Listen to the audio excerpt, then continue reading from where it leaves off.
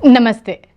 मेरा नाम है शर्लिन गलबाव और आज मैं आपको एक कहानी सुनाने जा रही हूँ। उसका नाम है इंतज़ार। ये कहानी मैंने लिखी है और ये एक मियाँ और बीवी की कहानी है।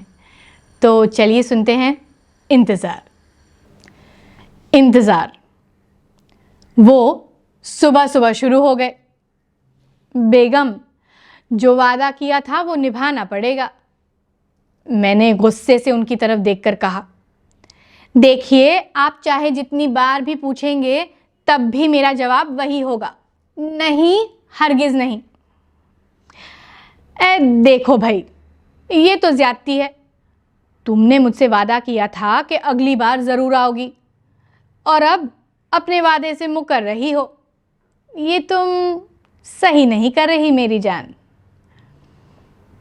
मैं जानती हूँ मैंने क्या कहा था, मगर उस वक्त मुझे ये नहीं मालूम था कि आपकी खाला मेरी सौत लाने के मंसूबे बना रही हैं।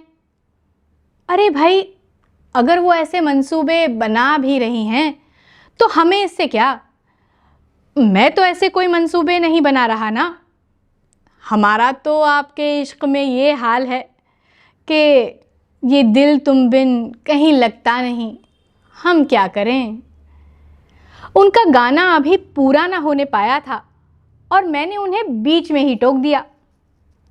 इस साहिर से तो मैं तंग आ गई हूं, अल्लाह जाने कब निजात मिलेगी इससे। बेगम, कौन से साहिर की बात कर रही हो? कहीं मेरा पत्ता काटने का इरादा तो नहीं है? मेरे शौहर साहिर लुधियानवी के बहुत बड़े फ़ैन थे और इत्तेफाक से उनका नाम भी साहिर था। तुम दोनों ने मेरे सिर में दर्द कर रखा है। मैं बड़बड़ाते हुए किचन की तरफ जाने लगी तो वो फिर गाने लगे, सर जो तेरा चकराए और दिल डूबा जाए। मैं हंस पड़ी और उन्होंने मुझे अपनी बाहों में लेकर कहा, उनके बेटे का निकाह और हम न जाएं, अच्छा नहीं लगेगा, हो आते हैं। न चाहते हुए भी मैं जाने को राज़ी हो गई। मेरे लिए उनकी बात को टालना मुश्किल था।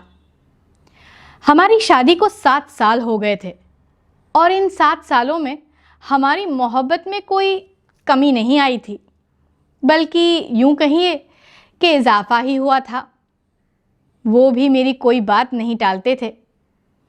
वैसे तो हमारी अरेंज्ड मैरिज थी, मगर शादी के बाद कब मोहब्बत हो गई हमें पता ही नहीं चला। हमारी इस छोटी सी प्यार भरी दुनिया में सिर्फ एक ही कमी थी, हमारी कोई औलाद न थी। शादी के पहले कुछ सालों तक तो सब ठीक था, मगर अब लोगों ने पूछना शुरू कर दिया था और साहिर के घर वालों ने तो दूसरी शादी तक का जिक्र किया था। तब से मैंने भी उनके परिवार के लोगों से मेल जोल कम कर दिया। वो मेरे दिल का हाल जानते थे, इसलिए कभी कभी अकेले ही हो आते, मगर इस बार शादी का मामला था तो वो टाल ना सके। हम 1 हफ्ते की छुट्टी लेकर आगरा चले गए। उनकी खाला के बेटे की शादी बड़ी ही धूमधाम से हुई, लेकिन मैं उदास थी। वहाँ सब खुश थे और क्यों ना हो। मुझसे छोटी उम्र की लड़कियाँ जिनकी शादियाँ भी मेरे बाद हुई थीं, उनके भी बच्चे हो गए थे। सिर्फ मेरी गोद सूनी थी। मेरी सास, ननंद, उनकी खाला, यहाँ तक कि उनकी मौसी जो कभी मुझसे बहुत प्यार करती थीं, उन्होंने भी मौका मिलते ही ताने कसे। मैं सब कुछ सुनकर चुप रही, कुछ न बोली। आखिर बोलती भी क्या। मुझे उदास देखकर साहिर के मौसा जी ने राय दी, तुम IVF ट्राई क्यों नहीं करते? वो अभी इसके बारे में कुछ सोचा नहीं, साहिर ने हिचकिचाते हुए जवाब दिया।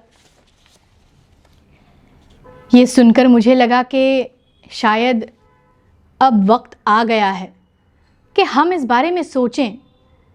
आखिर हम कब तक इस बात से इनकार करेंगे कि अब फर्टिलिटी टेस्ट करवाना ज़रूरी है। हम जब वापस आए तो मैंने एक दिन मौका देखकर बात छेड़ी। सुनो, मैं सोच रही थी डॉक्टर उदवड़िया का अपॉइंटमेंट ले लूं। बेगम, इतनी जल्दी क्या है? उन्होंने फिर बात टाली। लोगों की जली कटी बातें और उनके ताने सुन सुनकर मैं तंग आ गई थी। मुझे ऐसा लगा कि वो जानबूझकर डॉक्टर के पास जाना नहीं चाहते। मैंने गुस्से से कहा, आपको नहीं, मुझे है। दुनिया भर के ताने आपको नहीं सुनने पड़ते। आपको क्यों जल्दी होगी? मुझे तो लगता है आप जानबूझकर जाना नहीं चाहते। क्या मालूम, इसी बहाने शायद दूसरा निकाह। बस इतना कहकर मैं रो पड़ी। उन्होंने मेरे चेहरे को दोनों हाथों से थामा। मैंने पहली बार उनके चेहरे पर एक अजीब मायूसी देखी, जैसे मेरी इस बात ने उन्हें गहरी चोट पहुंचाई हो। मैं उनसे नजरें ना मिला सकी। कब जाना है? उन्होंने दबी हुई आवाज में पूछा। आप जब कहें। ठीक है, इसी हफ्ते का अपॉइंटमेंट ले लो। अगले हफ्ते शायद कुछ दिनों के लिए मुझे काम से दिल्ली जाना पड़े। सोचता हूं जाने से पहले ये सब निपटा लूं। क्या कहती हो? मैंने सिर हिलाकर हामी भरी। डॉक्टर उदवड़िया बंबई के मशहूर फर्टिलिटी स्पेशलिस्ट थे। मैंने उनका अपॉइंटमेंट ले लिया। 3 दिन बाद हमें शाम 6 बजे का अपॉइंटमेंट मिल गया और अगले ही दिन साहिर को सुबह की फ्लाइट से दिल्ली के लिए रवाना होना था। अपॉइंटमेंट के दिन साहिर बड़े ही अच्छे मूड में थे। मैंने सुबह जब चाय की प्याली उनकी तरफ बढ़ाई तो उन्होंने मेरा हाथ पकड़ लिया और फिर शुरू हो गए। कभी कभी मेरे दिल में ख्याल आता है कि जैसे तुझको बनाया गया है मेरे लिए। क्या बात है, आज बड़े रोमांटिक मूड में हैं? मैंने उनका हाथ झटकते हुए पूछा। बेगम, हम तो शायर मिजाज हैं, हमेशा ही रोमांटिक मूड में होते हैं। तुम ही हमें अब तक समझ नहीं पाई। अच्छा जी, मैं नहीं समझ पाई। हाँ, वरना इस बेदर्दी से अपना हाथ ना छुड़ाती। यूं ही सारा दिन मेरा हाथ पकड़े बैठे रहोगे तो ऑफिस कब जाओगे? और याद है ना, आपको आज जल्दी घर आना है। बेगम, आज कहीं जाने को जी नहीं करता। तेरे चेहरे से नज़र नहीं हटती। ऑफिस हम क्या देखें, ऑफिस को आज मारो गोली। शायर साहब, नाश्ता जल्दी कीजिए, ठंडा हो रहा है। अरे नाश्ता तो रोज़ ही करते हैं, बस दिल की बात नहीं करते। मेरे दिल में आज क्या है तू कहे तो मैं बता दूं। आपको आज देर नहीं हो रही? मेरी जान, मैं पल दो पल का शायर हूं। देर ही तो हो रही है, मर तो नहीं रहा। मैंने उनके होंठों पर हाथ रखते हुए उनकी बात को काट दिया और कहा, ये साहिर मेरी जान लेकर रहेगा। उन्होंने धीरे से मेरे होंठों को चूमा, फिर अपना बैग उठाया और मैं जिंदगी का साथ निभाता चला गया, गुनगुनाते हुए चले गए। शाम को जब हम डॉक्टर के क्लिनिक में पहुंचे तो वो ज़रा नर्वस थे। सच कहूँ तो मैं भी थोड़ी घबराई हुई थी। टेस्ट ख़त्म होते ही हम घर आए। डॉक्टर ने कहा कि 3-4 रोज़ में रिपोर्ट मिल जाएगी। दूसरे दिन सुबह साहिर दिल्ली जाने के लिए तैयार हो रहे थे। मैंने उनका लैपटॉप बैग में रखते हुए पूछा, आप कब लौटोगे? परसों शाम तक आ जाऊंगा। वो बैग उठाकर दरवाजे की ओर बढ़े तो मैंने उनसे लिपट कर कहा, जल्दी आ जाना, आपके बगैर मेरा दिल नहीं लगता। उन्होंने अपनी बाहों में मुझे घेरा और हंसकर बोले, मेरी जान, जीवन के सफ़र में राही मिलते हैं बिछड़ जाने को। मैं रोने लगी तो बोले, अरे मजाक कर रहा हूँ, जल्दी आ जाऊँगा, अब तो रोना बंद करो। अच्छा बेगम, खुदा हाफिज़। ये कहकर मेरे माथे को चूमा और चले गए। उनके जाने के बाद मैं भी काम में मशगूल हो गई, लेकिन बार बार टेस्ट के बारे में सोचती। कभी लगता सब ठीक है और कभी डर लगता कि अगर मुझ में ही कोई ऐब हुआ तो साहिर के घर वालों को उनकी दूसरी शादी करने का बहाना मिल जाएगा। ये सोचकर दिल कांप उठता। इन्हीं ख्यालों में खोई कुछ काम कर रही थी जब शाम को मोबाइल की घंटी बजी। मुझे लगा साहिर होंगे। दिल्ली से कॉल था, मगर साहिर नहीं थे। कॉलर ने कहा, क्या मैं मिसेस साहिर से बात कर सकता हूँ? हाँ, बोल रही हूँ। मैडम, साहिर साहब का एक्सीडेंट हो गया है और वो बहुत सीरियस हैं। आप जल्दी दिल्ली आ जाइए। ये सुनते ही मेरे हाथों से मोबाइल गिर गया और मैं भी वहीं ज़मीन पर गिर पड़ी। सांस फूलने लगी, डर के मारे कांपने लगी, चाहते हुए भी उठ नहीं पा रही थी। वो आदमी बार बार हेलो बोले जा रहा था। मेरा गला सूख गया। मैंने बहुत कोशिश की हाथ बढ़ाकर मोबाइल उठाऊं, मगर मेरा जिस्म साथ नहीं दे रहा था। मुझे याद नहीं मैं कितनी देर वहां पड़ी रही। कुछ देर बाद एहसास हुआ कि दरवाजे की घंटी बार बार बज रही है। किसी तरह उठकर बड़ी मुश्किल से मैं दरवाजे तक पहुंची और जैसे ही दरवाज़ा खोला तो साहिर के मौसा जी को देखकर रोने लगी। उन्होंने मुझे तैयार होने को कहा और हम अगली फ़्लाइट से दिल्ली के लिए रवाना हुए।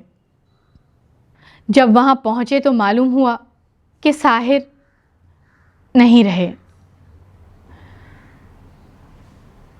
साहिर को गुज़रे 3 महीने हो चुके हैं, लेकिन अब भी ऐसा लगता है कि वो मेरे पास हैं, हमारे घर में हैं। कभी कभी नींद में ऐसा लगता है कि उनका हाथ मेरे माथे को सहला रहा है, लेकिन जैसे ही उन्हें छूने की कोशिश करती हूँ तो फिर उनके ना होने का एहसास मेरी रूह को जलाता है। साहिर के जाने के बाद मेरी ज़िंदगी भी ख़त्म हो गई। डॉक्टर की रिपोर्ट उनके गुजरने के कुछ दिनों बाद आई थी, लेकिन उसे खोलने की हिम्मत नहीं जुटा पाई। वो मेरे बिस्तर पर पड़ी रही। जब भी मेरी नज़र उस पर पड़ती तो ऐसा लगता जैसे वो मुझ पर हंस रही है। एक रात साहिर को ख्वाब में देखा।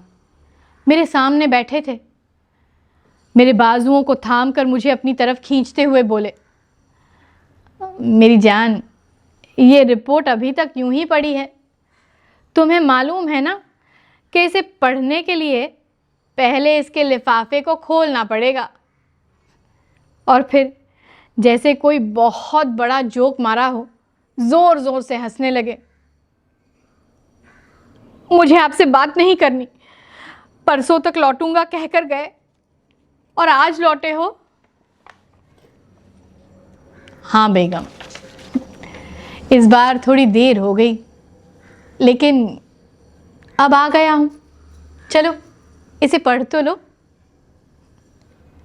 उन्होंने लिफाफा मेरी तरफ बढ़ाया। मैंने उसे खोला और रिपोर्ट उनको देने लगी, मगर वो नहीं थे। मैं चीखी, साहिर, और मेरी आंख खुल गई। वो लिफाफा वहीं पड़ा था। मेरा रोम रोम कांप उठा, सारा जिस्म जल रहा था, आंखों से अंगारे बरस रहे थे। ये दर्द नाकाबिले बर्दाश्त था। मैंने रिपोर्ट लिया और उसे बिना पढ़े जला दिया। वहाँ खड़ी कुछ देर तक अपने अरमानों को राख होता देखती रही। मुझे मालूम है साहिर नहीं रहे, फिर भी न जाने मुझे किसका इंतज़ार है। ऐसा क्यों लगता है कि वो बस अभी लौटेंगे? ये दर्द कम क्यों नहीं होता? उनकी खुशबू मेरे बिस्तर से क्यों नहीं जाती? उनकी आवाज़ मेरे कानों में क्यों गूंजती है? आज भी शाम होते ही एक अजीब घुटन सी महसूस होती है। नज़र दरवाजे पर लगी रहती है। मेरे दिल की धड़कन तेज़ हो जाती है। ऐसा लगता है अभी दरवाजे की घंटी बजेगी और जैसे ही दरवाज़ा खुलेगा तो साहिर को उसी अंदाज में दरवाजे पर खड़ा पाऊंगी। होंठों पर वही शरारत भरी मुस्कुराहट, आंखों में वही प्यार भरी मस्ती। हाथ बढ़ाकर अपना बैग मेरी ओर करते हुए घर में कदम रखेंगे। मैं झूठ मूठ का इतराते हुए उनका बैग हाथों से झटक दूंगी और पलट कर जाने लगूंगी, और वो मेरा दुपट्टा खींच कर गाने लगेंगे। अभी ना जाओ छोड़ कर के दिल अभी भरा नहीं। अगर आपको हमारी ये कहानी पसंद आई हो तो आप हमारे YouTube चैनल लिख दे इंडिया पर जाकर लाइक और सब्सक्राइब कर सकते हैं और बेल आइकन को दबाकर और अपडेट्स पा सकते हैं। और अगर आपके पास ऐसी कोई कहानी हो तो आप www.likhdeindia.com पर जाकर इसे अपलोड कर सकते हैं। तो देर किस बात की, अभी अपलोड कीजिए। तब तक के लिए लिख दे इंडिया।